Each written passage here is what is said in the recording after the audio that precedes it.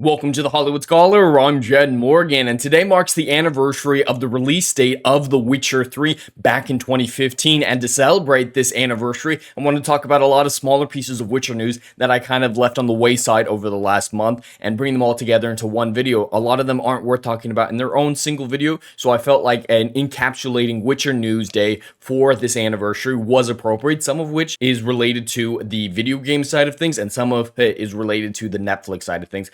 Unfortunately, the majority of it is negative because the state of the Witcher franchise is not in a very good place after all the disastrous decisions made at Netflix and even some of the decisions made over at CD Projekt Red with the development of their new Witcher games coming down the pipeline. And my main problem with the CD Projekt Red side of things, beyond, there's just little behind the scenes stuff that is like delays and stuff like that, is their ESG video. I have a full video breaking down their new ESG policy and it's not looking good. But besides that, they still managed to put out some great new content for the next gen edition of The Witcher 3 with even some Witcher TV show related stuff in there, and it was well written and it was good. So I'm very conflicted about the future of the video game side of things, and there are concerns, but the news surrounding it that I'm going to be talking about today is relatively negative across the board. But back in October, I put out this article for geeksandgamers.com talking about the new planned Witcher products, and there are a lot of them. There are several of them, and Sirius is what we're going to be talking about right now because Sirius is the multiplayer version of the game, and it's had quite a few issues. I put out this article back in March that the production of the Witcher multiplayer series has restarted.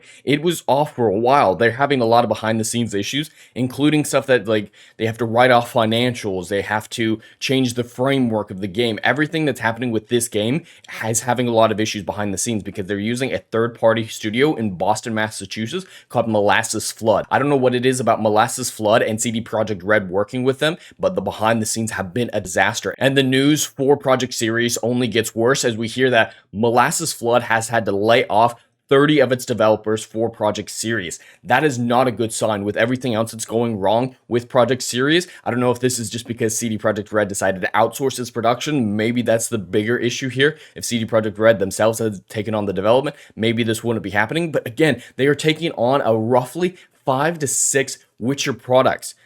That is a ton, so CD Projekt Red just can't handle it, and so they offloaded some of the work, and it's kind of coming back to bite them in the ass because maybe Molasses Flood wasn't the right people to trust for this product, and they can't do it themselves, so it's just a terrible situation. Personally, I'm not a big fan of multiplayer games, but I am excited to see something like this come to the Witcher universe so that more people can get into the franchise and come to know and love what I know and love. But of course, it needs to be good at the end of the day, and that is the more important thing. So I probably will play this, but not in depth. As a result, I don't particularly care that it's Project Sirius that is having this many issues across the board, but I would like to play at some point and see it released if it is good, of course. So a lot of layoffs, delays, new frameworks, financial write-offs. There's a lot going wrong with Project Sirius at the Molasses Flood. I'll follow these stories, see what happens with this production going forward. Now, switching over a little bit back to The Witcher 3, there's a new patch that apparently has some people discontent with the content that was added in the newest patch. Now, this change is a new feature in the settings which will enable auto oiling of your blade. So now if you're going into combat against a monster that is a little bit more difficult, your blade will automatically apply oil to make that combat better.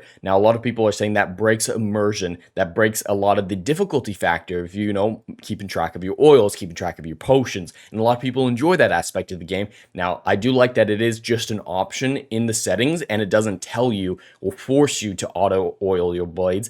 That, I think, makes it okay. Personally, I don't really care about this, but I can see why it is a problem for certain people because the dumbing down of video games is pretty much constant across the board. Journalists begging for the easiest mode of video games possible, dumbing down the difficulty, and that is a big thing across the board. And allowing new gamers to skate by on a lesser difficulty does change the game at a very deep level because a lot of the appeal of video games is the difficulty aspect of it. I do like it's an option, but I also do see why people are discontent with the change. And I'm mainly just calling out Kotaku in this situation because they should not be calling fans out, calling them names and saying that they're stupid for not liking this change, but I personally don't have strong feelings on it one way or another. Now, to wrap things up with some Netflix Witcher news, we have this article here from the EW, which has some interviews with the actress who plays Yennefer, as well as some quotes from the showrunner Lauren Hissrich. Now, I want to go through them as fast as I can because they're not great and I'm not looking forward to it. Now, Lauren Hissrich in the past has said that the season 3 will be the most accurate to the books so far because a lot of the criticism she got in season 2 was disregarding the books entirely. I think that season 1 also disregarded the books quite a bit, but season 2 was definitely worse in that respect. And now she's doubling down on that whole, oh, season 3 is going to be the most accurate to the books. However, she yet again shows that she has no fundamental understanding of the books at all, let alone Time of Contempt, which she's currently adapting for season 3.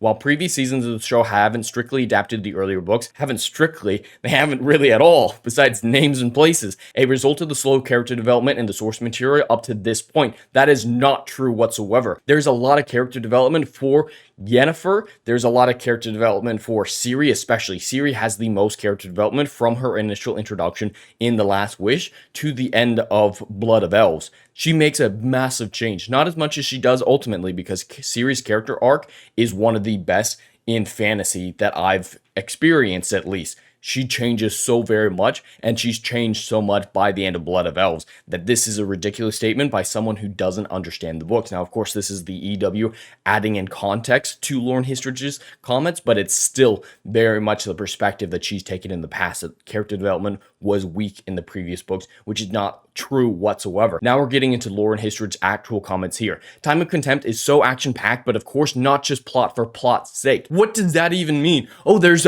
action and like plot, but it's not plot for plot's sake. Those are buzzwords, and it's action-packed, so it's better. A lot of Witcher is action-packed, absolutely, but the strength of the Witcher story doesn't come from its action, it comes from its characters. So once again, she doesn't understand it. So she's prioritizing the adaptation of Time of Contempt by her own words, but I still don't believe that to be the actual case because it's more action oriented.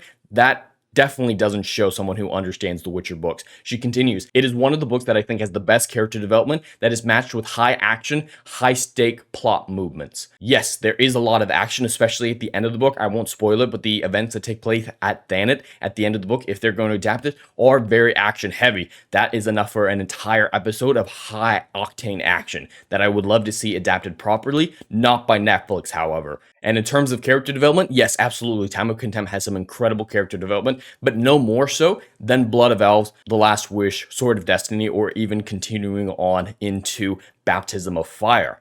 It is really horrid to see the main showrunner for this franchise, in every comment she makes about the book, prove that she doesn't understand them. She may have read them, she knows the buzzwords, she knows how to sound smart, she knows how to pick words and events from the books, but she proves that she doesn't understand them. Now we're getting into the comments from the actress who played Yennefer, who says, we're in it now, we're in the thick of the story, and the third season is a lot more politically driven. Now, if this is politically driven in the sense of the early seasons of Game of Thrones, where it's machinations, where it's intrigue, where it's manipulation, absolutely, we're off to the races. That'll be awesome to a certain extent, because yes, the story with Yennefer and the Lodge of Sorceresses, which isn't founded until the next work, but the beginnings of it is in Time of Contempt, and the relationship between Nilfgaard and the other sorcerers and sorceresses from the Northern Kingdom, there is a lot of political intrigue that comes into that, but it's only with Yennefer's story, and it's only to a certain point. A lot of that book doesn't focus on that as much as you would think. It is probably the book that has the most of those political schemings,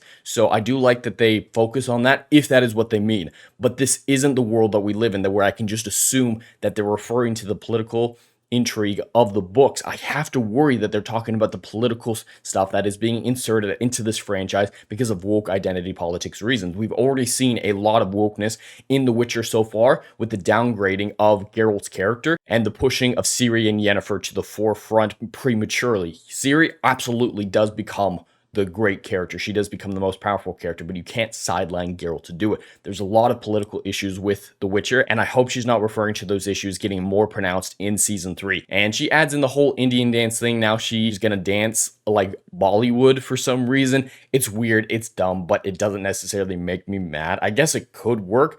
A lot of people have latched onto that.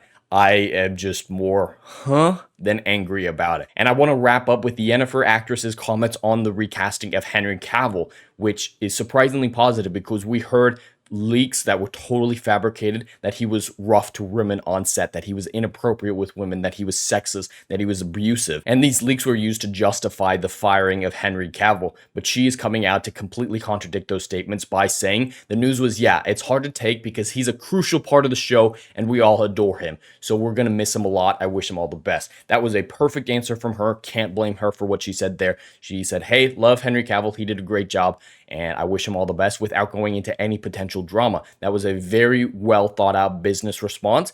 And from her, that works because she's not the showrunner. She's not a producer. She's not the studio. She doesn't have a responsibility to clear up the confusion. She has a responsibility to not affect the marketing in a negative way. And I don't feel like this does that at all. And in fact, it helps a little bit because it shows that she doesn't believe the rumors, the lies that Henry Cavill was abusive towards women on the set of The Witcher. That is a lot of news to put into a single video. And I'm happy that we got to celebrate The Witcher 3 anniversary today. Unfortunately, with so much negative news, it doesn't feel as great as it could to celebrate this anniversary. I am looking forward to season 3 because I can dissect it, I can make fun of it, I can tear it apart, but not looking forward to it in the sense that I'm going to enjoy it whatsoever. There's a little bit of enjoyment to be had from the dissection of it, but that is it. I only have to wait a few more months now before Witcher season 3 releases, and I get to prove how much of a liar Lauren Hissrich was this time. She's been proved to be a liar so many times, but now I can do it once again with her comments about The Witcher season 3 being the most accurate to the book so far. I can't wait to tear her a new one for lying on that respect.